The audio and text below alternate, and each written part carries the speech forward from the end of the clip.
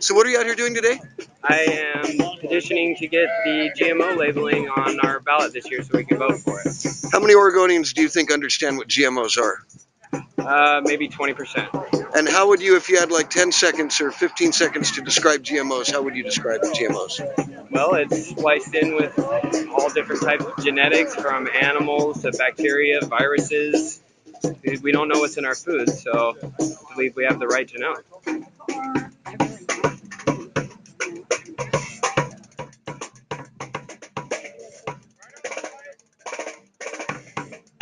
What are you hoping people, will come away with, especially the public when they see this on YouTube? I'm hoping to raise awareness on GMOs, and the fact that so many countries are banning them and everywhere's labeled but us in Canada, basically.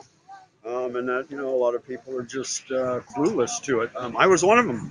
7 or 8 years ago, I found out, what? I'm eating genetically modified food?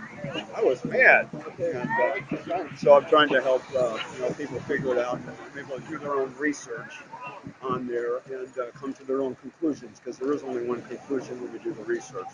These things are dangerous. There should be a moratorium. It's been a 20-year experiment. There's a whole generation that's exposed to this, the autism, etc. But it's become apparent to me. Thanks for being here. Russia is banning it. It's great. If America wants to do it, that's fine. We've got enough organic land, and 1,600 of our scientists say, you know what, it's dangerous.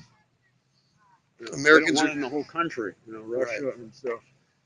And they're not the only ones. A lot of countries have partially banned the corn. Even Mexico has. Europe banned the money tin. And so we're hoping to do this. Get America online. We're sick out here. People are unhealthy.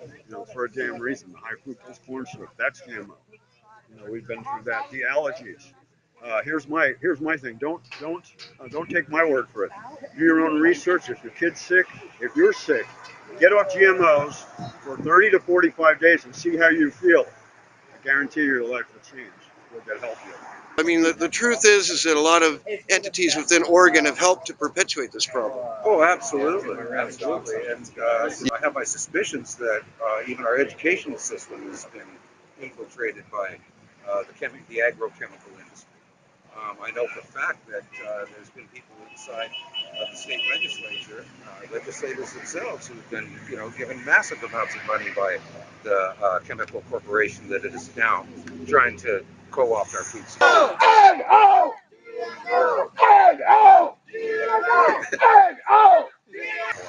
And that would be Syngenta and Monsanto, for just a couple to mention.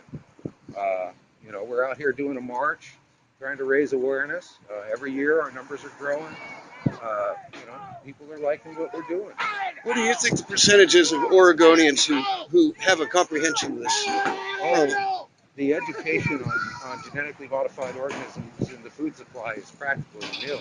If you don't seek out the information, you're not going to know. So a lot of what I do is try to get the information out to folks. I've seen the studies. I've gone through a lot of papers that have been written by scientists that explode the myth of GMOs. They do not help us feed the world, as Monsanto claims, and in fact, it's caused a lot of suicides. Especially in India. Yeah, the instances of the suicides in India.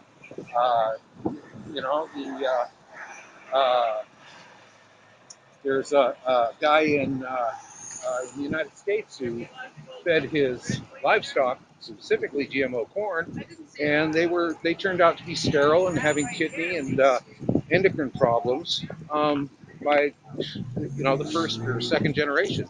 So you're being part of a science experiment, whether you realize it or not. If you eat food in the United States, the FDA has been co-opted.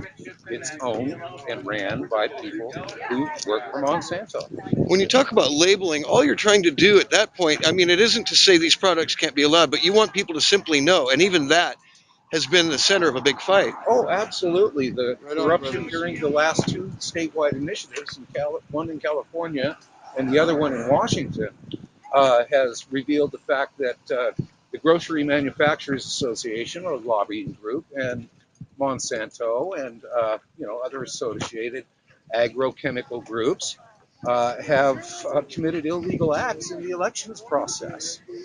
So, and that information is readily available to all.